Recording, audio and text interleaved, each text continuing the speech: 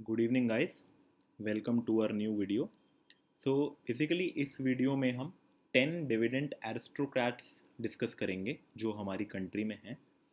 So video start करने से पहले मैं आपको डिविडेंड एरिस्टोक्रेट्स के बारे में बताता हूँ। तो ये यूएस में बहुत ही एक वेल नोन कॉन्सेप्ट है।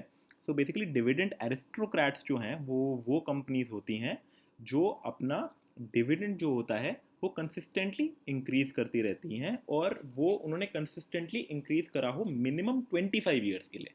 सो ये एक डिविडेंड एरिस्टोक्रेट की डेफिनेशन है यूएस में। तो हमने ट्राई करा है फाइंड करना कंपनीज इंडिया में जो कि सेम थीम फॉलो करते हैं। So let's start. सो हमने थोड़ी सी जो कंडीशंस हैं वो थोड़ी चेंज कर दी हैं इंडिया के हिसाब से। सो हमने जो कंडीशंस रखी हैं अपने 10 शेयर्स के लिए वो है कि they must have consistently raised it's dividend for at least the past 10 years. तो 10 ईयर्स में, लास्ट 10 ईयर्स में उन्होंने कंसिस्टेंटली अपना जो डिविडेंड है वो धीरे धीरे करके बढ़ाया हो। प्लस एक और चीज़ है, जो उनका प्रॉफिट आफ्टर टैक्स है वो लास्ट 10 ईयर्स में 12% से ज़्यादा कैगार होना चाहिए उसका। अगर 12% से कम है तो हमने उनको कंसिडर नहीं किया है। इसका सबसे बड़ा रीज़न ये है कि अगर कंपनी अपना प्रॉफिट आफ्टर टैक्स ही कंसिस्टेंटली नहीं बढ़ा पा रही तो वो डिविडेंड्स भी कितने टाइम तक ही बढ़ा पाएगी। तो पैट जो है वो बहुत ज़रूरी है, इसलिए हमने इसका पैट कैगार जो है वो मिनिमम 12% से ज़्यादा होना चाहिए।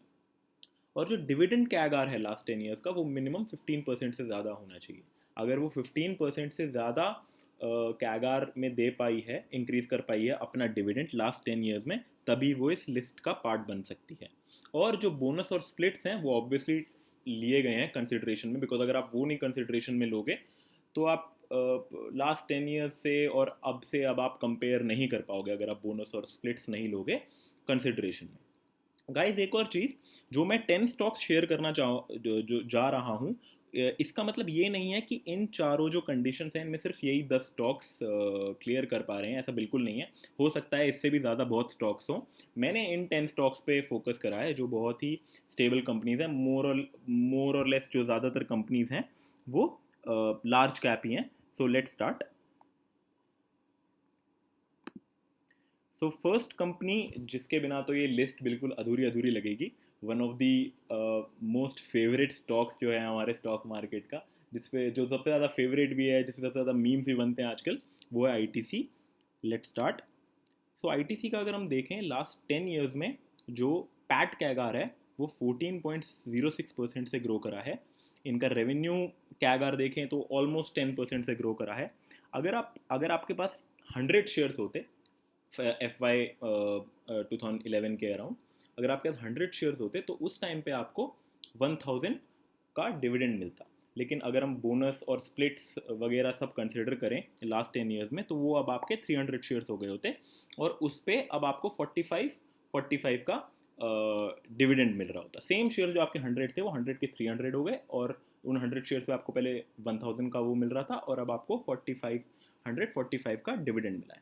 अगर हम डिविडेंड कैगार की बात करें तो it has grown by 16.34% in last 10 years, और डिविडेंड यील्ड जो है इस स्टॉक की वो 7.1% है। जो नेक्स्ट स्टॉक है वो है Bajaj finance, one of the India की मोस्ट बिगेस्ट एनबीएफसी, और एक ऐसा स्टॉक जो लास्ट 10 ईयर्स में अगर मैं शेयर प्राइस की बात करूं तो it has a CAGR of 56-57% share price के टर्म्स में अगर मैं बोलूं, तो बहुत ही ज़्यादा वेल्थ जनरेट करके दिए इसने अपने शेयर होल्डर्स को।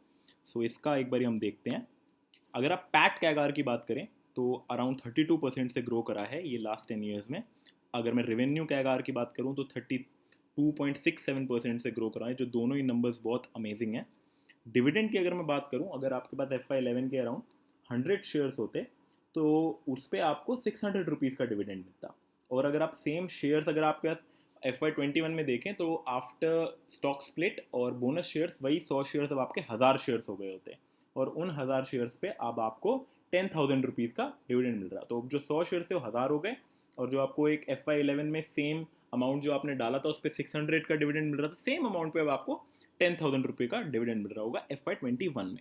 डिविडेंड कैगार अगर आप देखें 600 से लेकर ₹10,000 की जर्नी, तो 32.49% से ग्रो करें हैं, और डिविडेंड यील्ड जो है वो 0.18% है। जो नेक्स्ट स्टॉक है वो एशियन पेंट्स है, one of the biggest companies अपने पेंट इंडस्ट्री में 55-56% मार्केट शेयर है इनका, और ये भी बहुत ही अच्छे वेल्थ जनरेट करके दिए इन्होंने शेयर होल्डर्स को।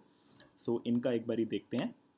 एशियन पेंट्स का अगर आप पैक्ट कैगार देखें तो it is like around 14.69%। Revenue CAGR अगर आप देखें तो 11.34% से इनका रेवेन्यू ग्रो करा है लास्ट 10 ईयर्स में। डिविडेंड पे अगर हम आए तो इसमें मैंने FY11 और FY21 इसलिए नहीं लिया है क्योंकि FY21 में जो था पेंट इंडस्ट्री पे बहुत ही ज़्यादा इफेक्ट हुआ था कोरोना का, तो इस वजह से ये लोग इतना अच्छा डिविडेंड दे नहीं पाए थे। तो मैं चाहता नहीं था, अगर आप मैं उनका प्रीवियस 10 ईयर्स का डेटा देख रहा था तो बहुत ही अच्छे डिविडेंड्स और बहुत ही अच्छा इंक्रीज करके दिया है। उस साल की वजह से मैं चाहता नहीं था कि जो जो रियल पिक्चर है वो ना आ पाए, इस वजह से मैंने FY10 और FY20 का डेटा दिया है। तो FY10 में अगर आपके पास 100 शेयर्स होते तो FY20 में वो आपके 1000 शेयर्स हो जाते। सो बाय दैट लॉजिक अगर आपको 1950 मिल रहा था सेम अमाउंट पे FY10 में, तो वो आपको अब 18,150 हो गया जो आपको डिविडेंड मिल रहा है। काफ़ी इन्होंने अच्छा इंक्रीज करा है। अगर आप इन टर्म्स ऑफ कैगार देखें, जो इम्प्रूवमेंट आई है, जो इंक्रीज इन्होंने करा है डिविडेंड में, वो है 24.99, जो अराउंड 25% के कैगार से ग्रो करा है लास्ट 10 ईयर्स में इनका डिविडेंड। और डिविडेंड यील्ड अगर आप देखें तो it is 0.61%। So guys next stock की अगर मैं बात करूँ तो एडहीसिव्स में एक ऑलमोस्ट मोनोपोली है, पिडिलाइट। इन्होंने रिसेंटली जो इनका एक कॉम्पिटिटर था एरलडाइट, उसको भी टेक ओवर कर लिया इन्होंने, एक्वायर कर लिया, और अब ये बहुत बड़ी मोनोपोली बन गई है। अगर आप इन टर्म्स ऑफ एडहीसिव्स देखें, वाटर प्रूफिंग देखें, तो इनका डॉक्टर फिक्सिट में बहुत ही अच्छी मोनोपोली है। सो एक बहुत ही अच्छी कंपनी है और इन्होंने भी काफ़ी अच्छा वेल्थ जनरेट करके दिया है। सो लेट्स सी इनके नंबर्स। पैक्ट के टर्म्स में अगर आप देखें तो 14.1% कैगार से ग्रो करी है पिडिलाइट लास्ट 10 ईयर्स में। रेवेन्यू कैगार अगर आप देखें तो it is like around 10.6% last 10 years में। अगर मैं डिविडेंड की बात करूँ तो इनका ना कोई स्टॉक स्प्लिट हुआ है, ना इनको कोई बोनस शेयर मिला है लास्ट 10 ईयर्स में। तो 150 रुपीज़ के अराउंड आपको 10 ईयर्स पहले डिविडेंड मिल रहा था, अब वो बढ़ के 850 रुपीज़ हो गया है। और अगर आप डिविडेंड कैगार देखें सो इट इज़ 18.94%। और डिविडेंड यील्ड अगर आप इस शेयर पे देखें दैट इज 0.35%। नेक्स्ट शेयर की अगर मैं बात करूं तो आईटी का एक one of the biggest share है, वो है HCL। सो HCL का अब हम नंबर्स देखते हैं। HCL का अगर आप पैक देखें तो 24.4% कैगार से ग्रो करा है लास्ट 10 ईयर्स में। रेवेन्यू भी 20% से ग्रो करा है। एक और चीज़ मैं आपको इसमें बताना चाहूँगा, अगर आप देखेंगे जो सारी अच्छी कंपनीज होंगी ना, उनका रेवेन्यू जितने परसेंटेज से ग्रो करा होगा, ज़्यादातर उनका जो पैट है वो उससे ज़्यादातर ही ग्रो करा होगा। क्योंकि क्या होता है, जैसे जैसे कंपनीज बड़ी होती जाती है, मैच्योर होती जाती हैं, वो अपने जो प्रोसेसेस वगैरह सबको हैं उनको बहुत एफिशिएंट कर लेती हैं, और उससे क्या होता है, बहुत ज़्यादा कॉस्ट बचता है। तो आप हमेशा देखेंगे जितने से रेवेन्यू ग्रो कर रहा होगा, ज़्यादातर उससे अच्छी कंपनीज में पैट जो है उनका वो ज़्यादा परसेंटेज से ही ग्रो कर रहा होगा। सो डिविडेंड अगर हम आप देखें तो 100 शेयर्स जो आपके FY11 में थे वो FY21 में 400 शेयर्स हो गए होंगे after stock split and bonus shares. तो जो आपको सेम अमाउंट पे 550 रुपीज़ डिविडेंड मिल रहा था, वो अब आपको 4800 रुपीज़ डिविडेंड मिल रहा है। तो अगर हम डिविडेंड कैगार देखें तो इसमें भी बहुत अच्छा 24.19% का इसका डिविडेंड कैगार है लास्ट 10 ईयर्स का, और डिविडेंड यील्ड इसकी right now is 1.7%। So next share जो है वो है हमारा आइशर मोटर्स। अगर मैं लास्ट 10-12 ईयर्स की बात करूँ तो वन ऑफ द बिगेस्ट जो वेल्थ क्रिएटर रहा है। अगर आप टू व्हीलर देख ले, फोर व्हीलर देख ले, अगर आप ऑटोमोबाइल में किसी भी उसमें देख लें तो आइशर मोटर्स एकदम आपको टॉप पे मिलेगा। बहुत ही ज़्यादा वेल्थ जनरेट करके दिया आइशर मोटर्स ने, और वो इनके नंबर से भी पता चलेगा। पैट अगर आप देखें तो 22.2% से ग्रो करा है, जहाँ की रेवेन्यू इनका कुछ खास ग्रो करा नहीं है। तो आप देखिए कितनी ज़्यादा एफिशिएंसी आई है इनके ऑपरेशंस में, कितना कॉस्ट कम करा है कि इनका जो पैट है वो बहुत ही ज़्यादा अच्छा है। अगर आप बाकी हीरो मोटोकॉर्प, बजाज वगैरह से कंपेयर करें तो किसी का भी पैट इतना अच्छा नहीं होगा। डिविडेंड अगर आप देखें तो इन्होंने अभी रिसेंटली, आई थिंक 1 साल पहले ही इन्होंने अपना स्टॉक स्प्लिट करा था। तो वो जो जिसके पास 1 शेयर थे वो 1 के 10 हो गए। तो आप देखें अगर 100 शेयर्स इनके 1000 शेयर्स हो गए, और उसी सेम अमाउंट पे जो आपको FY11 में 700 रुपीज़ मिल रहे थे, अब आप आपको उस पर 17,000 रुपीज़ मिल रहे हैं, which is like mind blowing. और अगर आप डिविडेंड कैगार देखें तो बहुत ही ज़्यादा अच्छा है, 37.57% है, और डिविडेंड यील्ड भी इसकी 0.64% है। बहुत ही अच्छा शेयर है, बहुत ही अच्छी कंपनी है, और जो इनका रॉयल एनफील्ड का बिजनेस है वो बहुत ही ज़्यादा मल्टीप्लाई हो गया लास्ट 10-15 ईयर्स में। सो गाइस जो नेक्स्ट शेयर है वो एक बहुत ही बड़ा FMCG जाइंट है, जिसको आप सभी जानते होंगे, हिंदुस्तान यूनिलीवर, बहुत ही बड़ी कंपनी है। इस कंपनी में भी ऐसा एक फेज़ आया था 2002 से 2008 9 10 के अराउंड, ये कुछ खास रिटर्न नहीं दे पाई थी, जबकि इनका बिजनेस बहुत अच्छे से ग्रो कर रहा था। लेकिन 2010-11 के बाद एकदम से ये मल्टीपल टाइम्स हो गई। अगर आप लास्ट 10 ईयर्स में देखें तो बहुत ही अच्छा रिटर्न दिया है। सो लेट्स सी इसके नंबर्स। पैट कैगार अगर आप देखें तो 14.16% से ग्रो करा है इनका कैगार, इनका प्रॉफिट 10 ईयर्स में। रेवेन्यू इतना कुछ खास ग्रो करा नहीं है, यहाँ पे भी आप देखेंगे पैट ज़्यादा तेज़ी से ग्रो हो रहा है इनके रेवेन्यू से।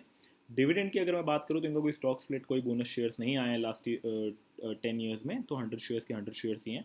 जो उन 100 शेयर्स पर आपको 650 रुपीज़ मिल रहे थे, वो अब आपको 3750 शेयर्स मिल रहे हैं। तो डिविडेंड कैगार में अगर हम देखें तो एक बहुत ही डिसेंट डिविडेंड कैगार है, विच इज़ लाइक अराउंड 19.15%। और अगर आप डिविडेंड यील्ड अगर आप देखें तो 1.33% की इसकी डिविडेंड यील्ड है। नेक्स्ट शेयर जो मैं आपको बताऊं वो भी फार्मा में एक बहुत ही बड़ा वेल्थ जनरेटर रहा है, जो एपीआईज में एक बहुत ही बड़ी कंपनी, और हर साल और ज़्यादा ग्रो करे जा रही है और ज़्यादा वेल्थ क्रिएट करे जा रही है अपने शेयर होल्डर्स के लिए। तो इनके नंबर्स देखते हैं। सो डिवीज लैब्स की अगर मैं बात करूं, सो पैट कैगार हैज़ ग्रोन बाय 16.5%, जो एक बहुत ही इंप्रेसिव नंबर है। रेवेन्यू भी इनका 18.1% से ग्रो करा है, जो अगेन बहुत ही इंप्रेसिव नंबर है।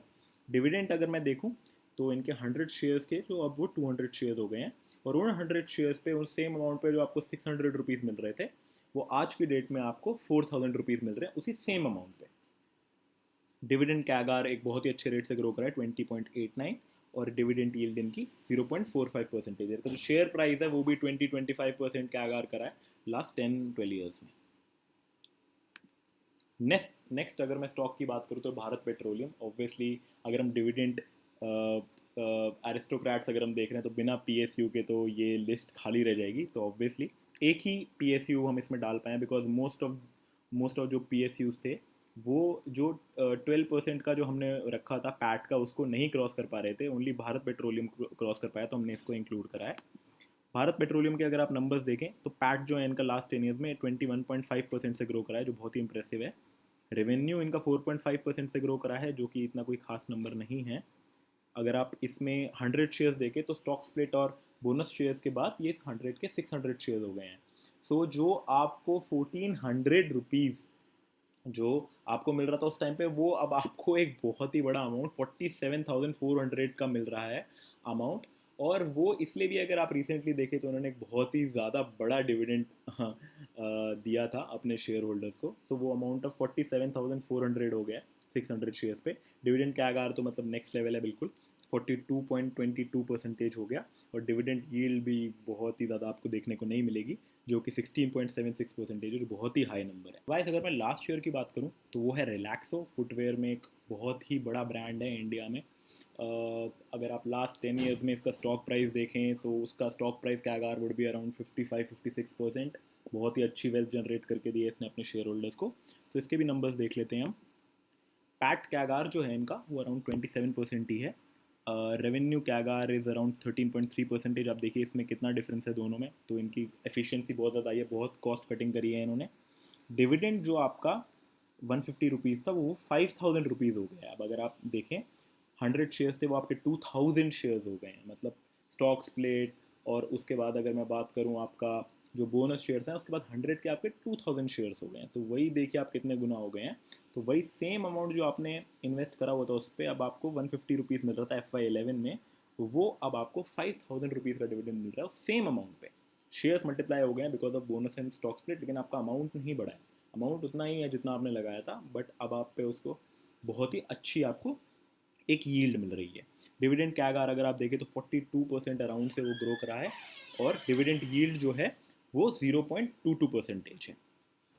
सो गाइज ये लास्ट स्टॉक था। सो इसमें मैं ये चीज़ फिर से बताना चाहूँगा कि जो भी मैंने स्टार्टिंग में कंडीशंस रखी थी, ऐसा बिल्कुल नहीं है कि सिर्फ यही 10 शेयर्स हैं जो इस कंडीशन को पूरा कर रहे हैं। ऐसा हो सकता है बहुत ज़्यादा और भी शेयर हो। मैंने ट्राई करा कि मैं जितने ज़्यादा से ज़्यादा इंडस्ट्रीज़ के शेयर ला पाऊँ उतना अच्छा है। सो ऐसा भी हो सकता है इससे ज़्यादा भी शेयर्स हों, बट मैंने जो मेरे को बहुत ही स्टेबल, बहुत ही वेल नोन बिजनेसेस लगते हैं, जिनमें मेरे को लगती है कि बहुत ज़्यादा स्ट्रेंथ है उनके बिजनेस में, वही मैंने ट्राई करें इंक्लूड करना इन 10 शेयर्स में। So guys thank you. Please subscribe to our channel अगर आपको ऐसी और वीडियोस चाहिए। अगले वीक में हम कुछ 3-4 वीडियोस और ऐसे ही डालने वाले हैं, सो प्लीज़ सब्सक्राइब करें हमारे चैनल को और hit the bell icon. Thank you very much.